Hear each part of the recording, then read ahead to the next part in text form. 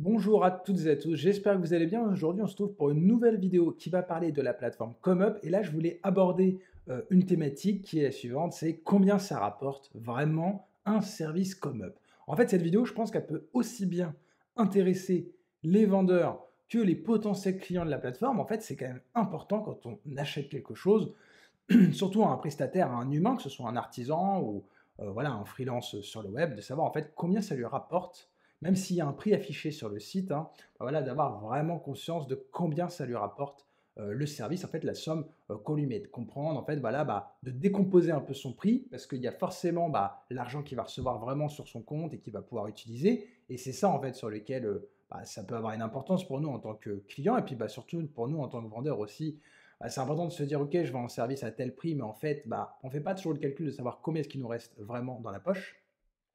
Et bah voilà, dans tous les cas, je pense que c'est un calcul qui est intéressant, qui est important. Et du coup, dans cette vidéo, j'ai essayé de vous donner quelques pistes, quelques calculs, puisque évidemment, ça dépend de beaucoup de facteurs, hein. Mais voilà, je vais essayer de vous donner un peu bah, vis-à-vis de mon expérience et des calculs et des différentes situations que je peux connaître. Et voilà, de vous apporter la réponse vraiment de ce que ça rapporte un service comme Up. Et on fera ça juste après l'introduction.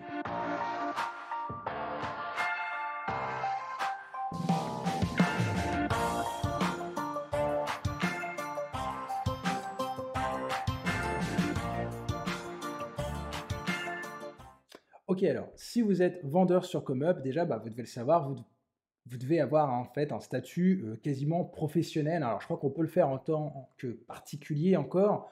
J'ai des doutes sur le fait qu'on puisse le faire vraiment en tant que particulier, mais je crois qu'on peut encore le faire en tant que particulier. Mais en fait, bah, déjà, il faut savoir qu'il y a plein de choses qui rentrent dans votre prix. En fait, sur ComeUp, on va vendre un service à un certain prix. Donc voilà, on voit que moi, je peux avoir des commandes un peu de tous les tarifs différents, mais en fait, ce prix, il est évidemment à décomposer. Déjà, bon, en fait, on peut regarder le tarif tout simplement que vous allez mettre sur votre service, ça va être le tarif qui va être affiché ici. Donc, bien entendu, il va y avoir le prix du service de base plus une potentielle option qui sera ajoutée. Donc, si par exemple, moi, quelqu'un qui me prend mon service de base à 20 euros plus la première option qui est à 180, ça lui fait une option, enfin un service global à 200 euros en fait. À ça va s'ajouter, mais que du côté client, des frais de paiement, des frais de carte bancaire ou PayPal. Donc au final, c'est pour ça qu'on a toujours des montants de commandes un peu plus élevés. Si on regarde ici dans mes commandes, si on regarde par exemple celle-ci, on voit qu'en fait, il faut le temps que ça charge chez moi comme up est un peu lent parce que j'ai énormément de messages dans ma messagerie. En fait, on voit que justement, bah, il a commandé l'option de base plus celle-là à 60 euros, ça fait 80. Et en fait, on voit qu'il a payé TTC 85,37 euros. Donc en fait, il y a eu 5,37 € de frais. En fait, ça, c'est les frais de carte bancaire sur la plateforme. Et c'est un pourcentage, donc forcément, ça va être différent à chaque fois. Il va aussi y avoir un facteur un peu de TVA du client, etc. Bref, je ne vais pas rentrer dans ces détails-là, mais vous comprenez un peu l'idée. En fait, moi, je vais partir sur le fait que, bah, en fait, mon service de base, il était à 80 euros. Donc les 60 euros d'option plus les 20 euros de service de base. Donc déjà, bah, sur ComeUp, il y a deux solutions. Soit vous avez, donc je vais juste noter ici les 80, hop. Donc ça, c'est 80 euros. En clair, c'est quand même le prix que le client il va payer de base. Et du coup, bah, sur ComeUp, il y a deux solutions. Soit vous avez un compte gratuit, et à partir de là, en fait, vous allez avoir 20% de commission, ce qui serait très dommage pour vous. Déjà, en plus, vous ne pourriez pas créer d'option à 60 euros. Donc honnêtement, je ne vais pas trop en parler de ça.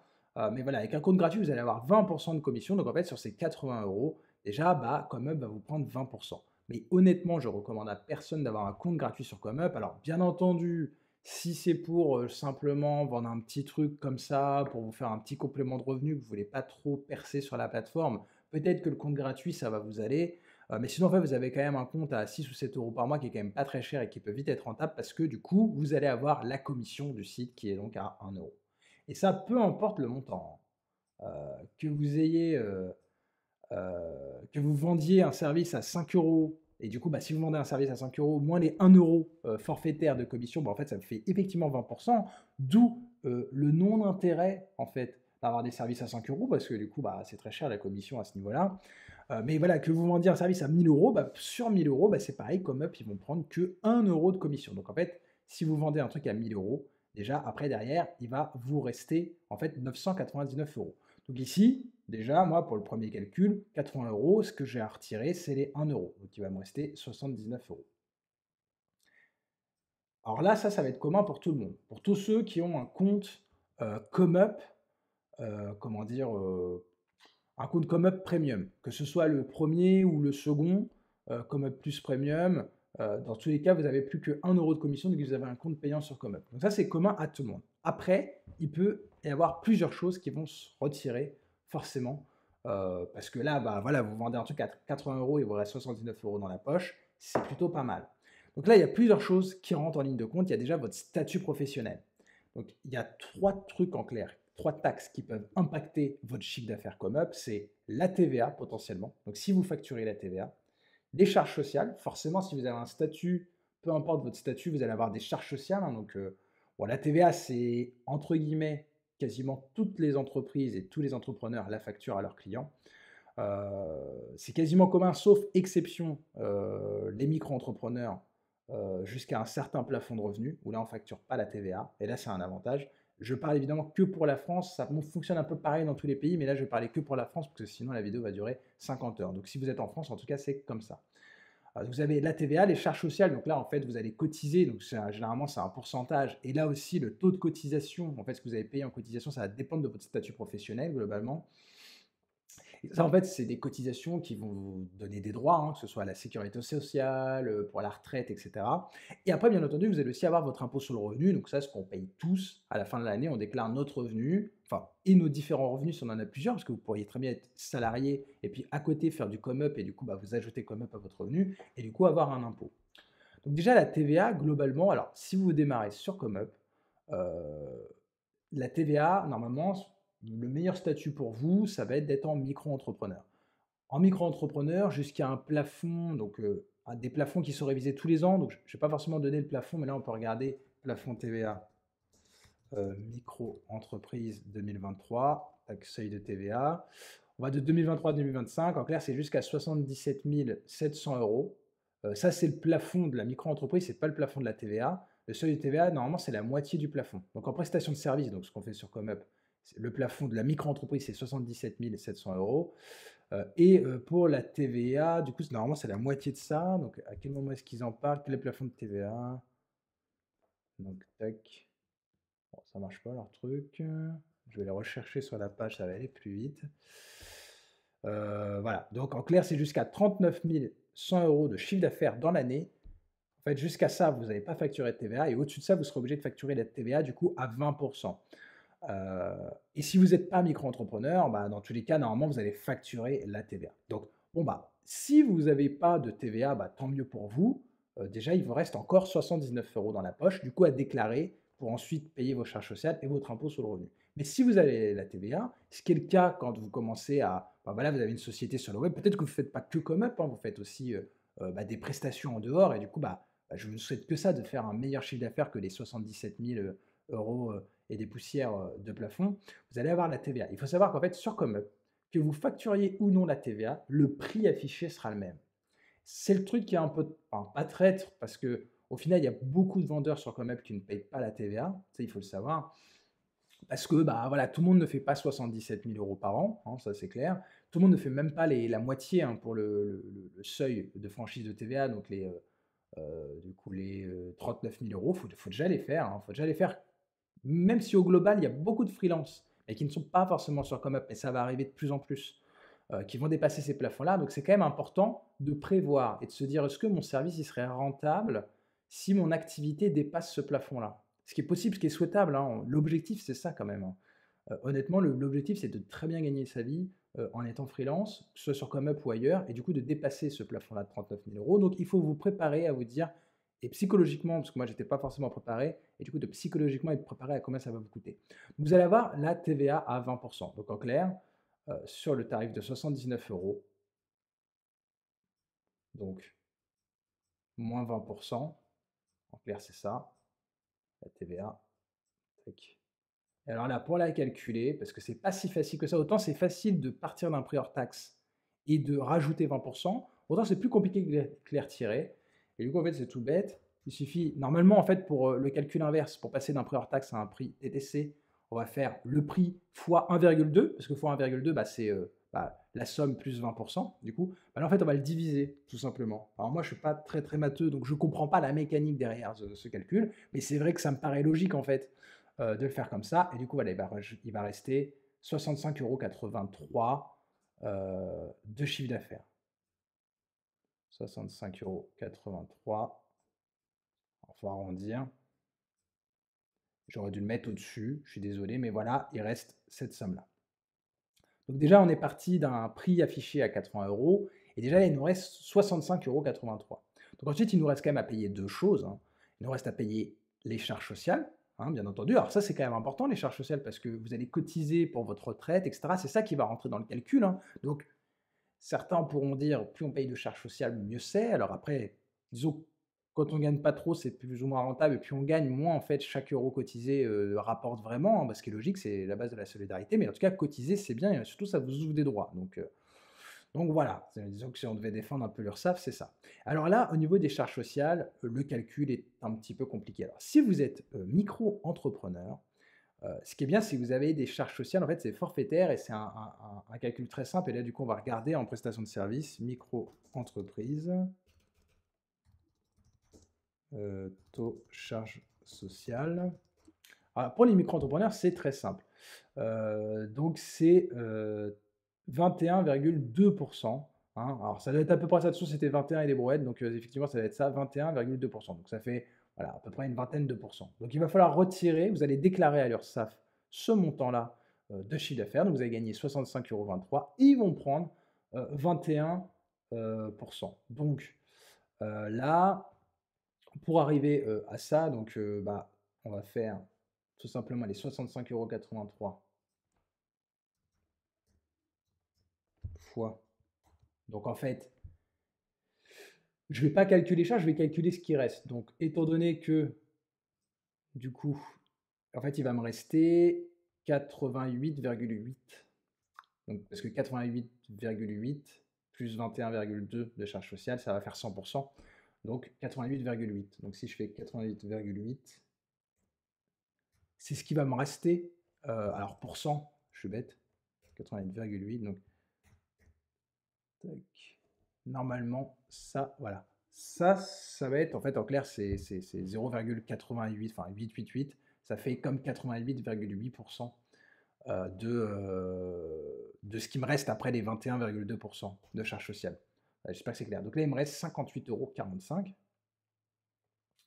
Donc ça, c'est si je suis micro-entrepreneur. Et si vous êtes dans un... Alors après, voilà, il y a deux autres statuts, on va dire, en France. Vous pourriez être soit en entreprise individuelle, donc ce qui est la suite logique de la micro-entreprise, où là, bah, vous avez plus de charges, ça vous offre aussi plus de droits, et là, en clair, vous allez plutôt être à... Alors ça dépend de pas mal de facteurs, c'est beaucoup plus compliqué. En micro-entreprise, ce qui est bien, c'est que c'est ce chiffre-là, en prestation de service, il n'y a pas d'autre... Le calcul est très simple. En entreprise individuelle ou en SARL, là, le calcul est un peu plus compliqué, mais globalement, vous pouvez compter à peu près en charge sociale, genre 35% de votre chiffre d'affaires. Donc là, bah, ce serait évidemment bah, beaucoup plus. Donc, on va dire qu'il va nous rester 65%. Donc, ici, si je mets moins charge, bon, je vais mettre en texte, ça va peut-être être plus simple. Charge sociale, tac. Ici, si je mets micro-entreprise, 21,2%. Il reste du coup ce que j'ai dit, donc 58,46 si on est exact.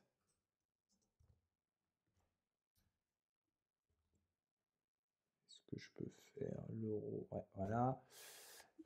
En du coup, tac.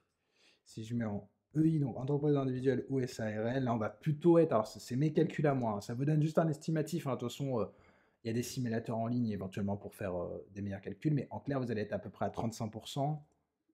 Bah, c'est ce que j'avais calculé, 35% du chiffre d'affaires, hein. En fait, en théorie, le calcul fonctionne un peu différemment. En fait, quand vous vous versez, par exemple 10 euros, vous allez devoir verser 45% à peu près en charges sociales en plus. Donc en fait, si je me verse 10 euros en rémunération, je vais devoir payer en fait 4,50 € à l'URSSAF. Donc 4,50 €. Donc en fait, je vais devoir facturer 14,50 € pour me verser 10 euros. Et du coup, 4,50 € de charge sur 14,50 €, ça fait à peu près 35%. Voilà, c'est pour, en fait, c'est pour ramener la vision du calcul pour qu'elle soit en fait tout simplement, la même vision, le même axe en fait que la micro-entreprise. Voilà, que ce soit sur le chiffre d'affaires un pourcentage sur le chiffre d'affaires. Et donc du coup là, s'il nous reste ça fois du coup, 65 pour faire les 35, mais ça reste vraiment estimatif, il nous reste 42,80 €. 42. Attendez, j'ai mis trop haut, ça me plaît pas.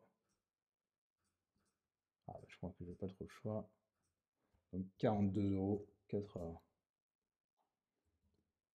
Voilà, donc ça c'est en UISARL. Et après, vous pourriez aussi être en SAS.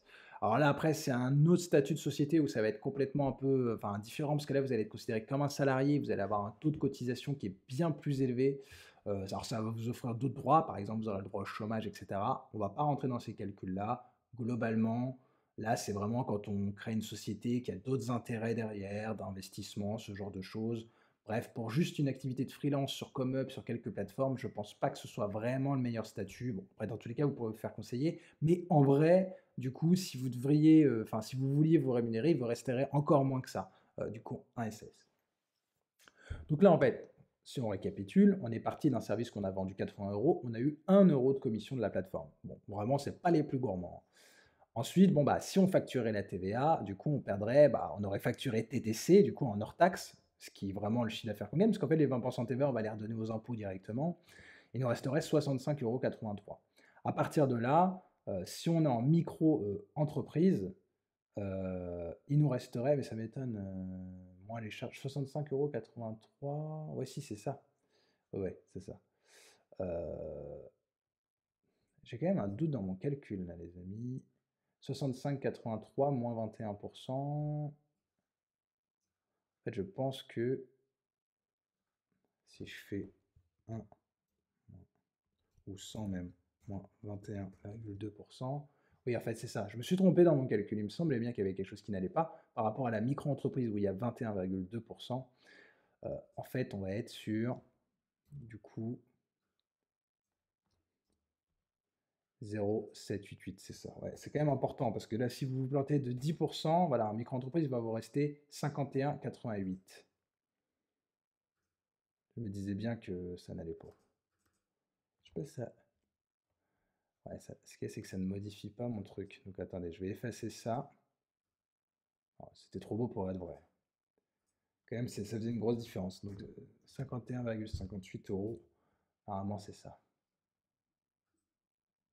Même 0,9. Allez, on gagne quand même 1 centime. Si je peux le modifier. Non, je peux pas le modifier. Mais on va rester sur 51,58 si ça vous embête pas. Donc quand même, en micro-entreprise, évidemment, c'est plus intéressant. Alors, ça offre un peu moins de droits, mais c'est vrai que dans un premier temps, surtout quand on commence sa carrière, c'est quand même plus intéressant d'avoir un peu plus d'argent au départ. Et du coup, comme vous pouvez voir, c'est quand même plus rentable. Après, on va perdre un peu moins. Déjà, on est quand même parti du coup sur des charges sociales. Donc, en micro-entreprise, il nous reste quand même encore pas mal, hein, en vérité.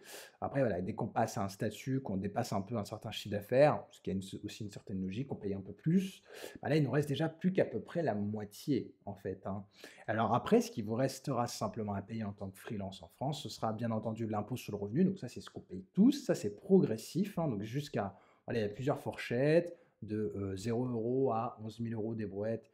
On ne paye pas d'impôt. De 11 000 à, je ne sais plus quoi, 17 000, je crois, on commence à payer 11%. Et bon, au global, vraiment le calcul de l'impôt sur le revenu va vraiment dépendre de chacun, si vous avez d'autres revenus, de votre chiffre d'affaires, et cetera. Mais bon, admettons qu'on parte sur un taux d'imposition qui est pas énorme au global, hein, que vous gagnez pas énormément, que vous êtes éventuellement, voilà, en entreprise individuelle, bon, faut quand même gagner un peu. Mais voilà, si vous avez 15 ou 20 d'imposition, va falloir aussi les retirer. Alors tout va dépendre en fait vraiment de votre taux d'imposition. Mais voilà, si vous êtes à 15, on va faire le calcul, hein, 42,80 €. Si on vous prend 15, admettons, ce qui n'est pas énorme, donc il vous restera 85% de cette somme, ça va vous faire 36,38 €.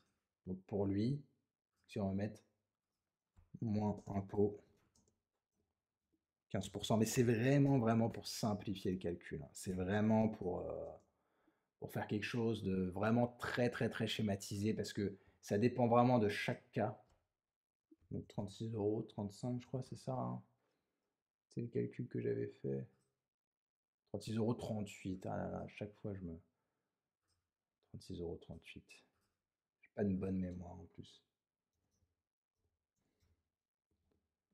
Donc voilà. Et bon, si vous êtes un micro-entrepreneur, et moins impôt. Pareil, on va rester sur le même calcul, c'est vraiment pour schématiser.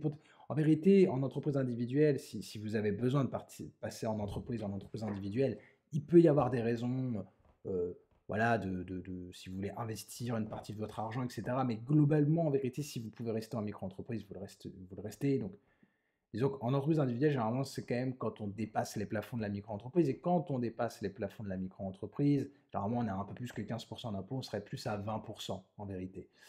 Je pense, d'après mes calculs par expérience. Mais bon, ça vous donne quand même une idée. En vérité, ce serait sûrement moins bien que ça si vous étiez en société, mais en micro-entreprise, du coup, je pense que ce serait à peu près ça jusqu'au plafond. On va être sur la première et un peu sur la deuxième tranche d'imposition en France. Donc, du coup, 51,58 fois 85.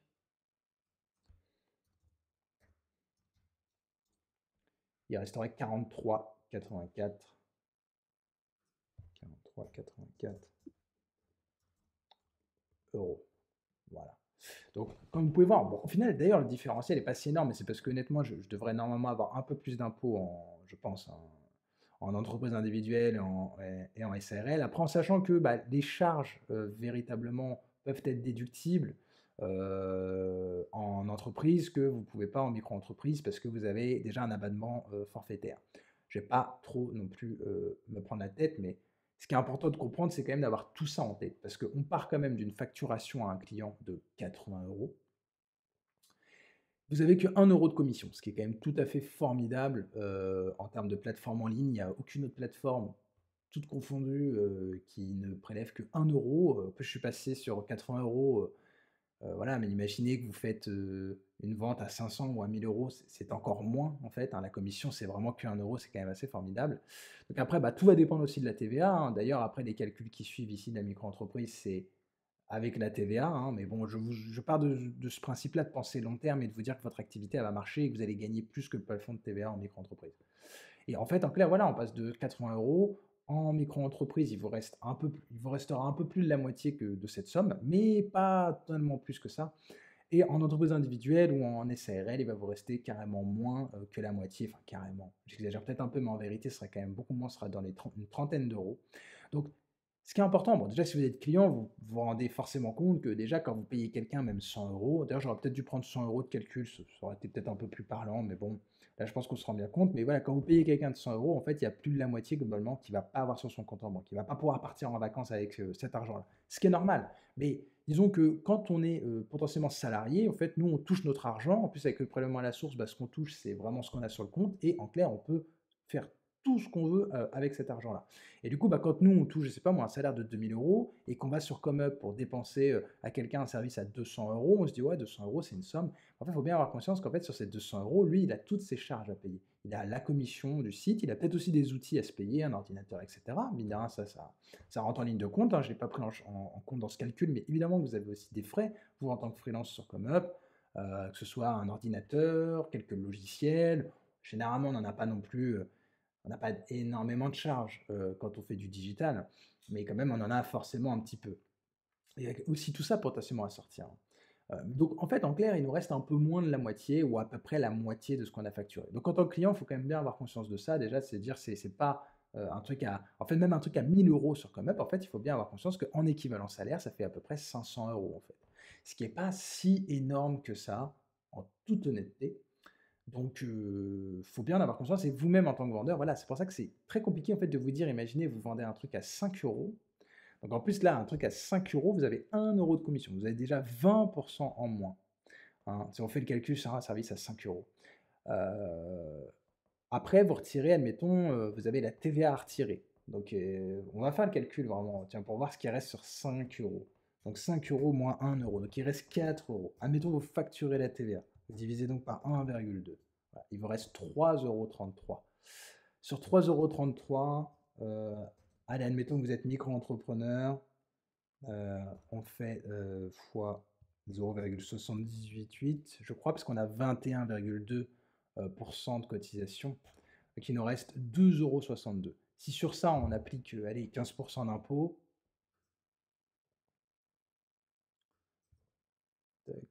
15% d'impôt, 0,85. Il vous reste 2,22 €. Donc vous imaginez vendre un service à 5 euros et en fait à la fin il vous reste 2,22 €. Et encore, c'est pas le plus méchant, hein. Si vous êtes en société, etc., évidemment, là j'ai pris l'exemple de la micro-entreprise parce que je pense que voilà, les personnes qui vont vendre des services qu'à 5 euros, c'est quand même des gens qui démarrent et du coup, forcément, ils n'ont pas créé forcément une société. Ce serait bien pire en société, évidemment. Il faut bien avoir conscience de ça. En fait, vous êtes obligé de vendre quand même un peu plus cher parce qu'en fait, même un truc à 5 euros, on se dit, ouais, c'est que 5 euros. Ouais, mais en fait, c'est 2,50 € dans la poche du freelance. Donc en fait, c'est quasiment rien. C'est même pas le prix d'un kebab, en fait, non. Parce qu'au tout début, quand Comeup s'appelait 5euros.com, on pouvait rire un peu de dire les services à 5 euros, c'est un kebab. Mais en fait, il fallait vendre deux services à 5 euros pour vraiment s'acheter un kebab. Et du coup, c'est très, très, très compliqué. Donc voilà, les calculs étaient peut-être pas très justes. C'est un schéma, ça vous donne quand même une idée, hein, en tant que futur ou nouveau vendeur sur Comeup, d'avoir une idée de vraiment combien ça rapporte en fait un service sur Comeup. Et je dis pas que ça rapporte pas, bien évidemment, mais il faut juste bien adapter vos tarifs et avoir bien conscience de toutes les charges que vous avez, donc entre la commission, vos potentiels, la potentielle TVA que vous avez selon votre statut.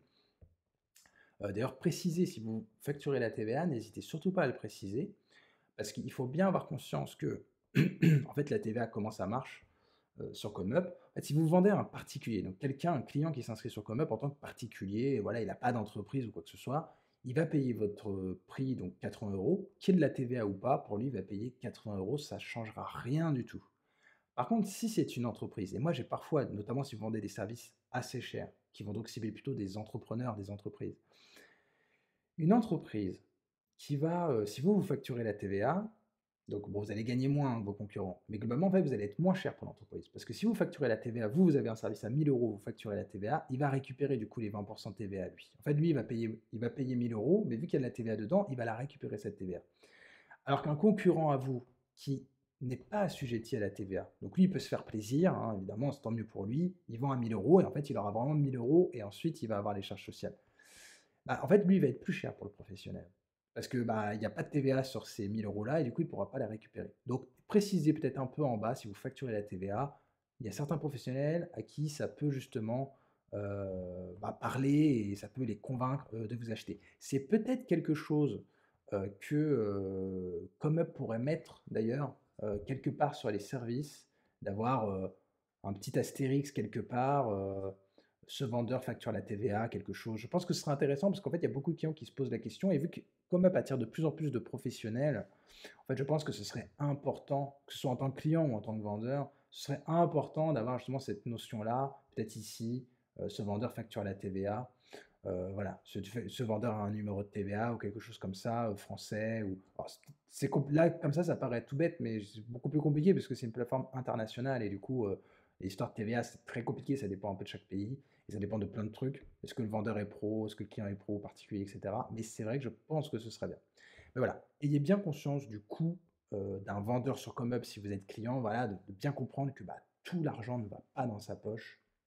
Et si vous êtes vendeur, bah, prévoyez tout ça. Même si là, vous démarrez en tant que particulier ou vous démarrez en tant que professionnel, euh, en micro-entreprise, vous n'avez pas forcément toutes ces charges, pas ces histoires de TVA, prévoyez le truc. Parce que, en fait, ce qui va se passer si vous n'adaptez pas vos tarifs en avance, c'est qu'en fait, au début, admettons, là, vous facturez et vous êtes juste rentable. En clair, c'est votre temps, il est rentabilisé.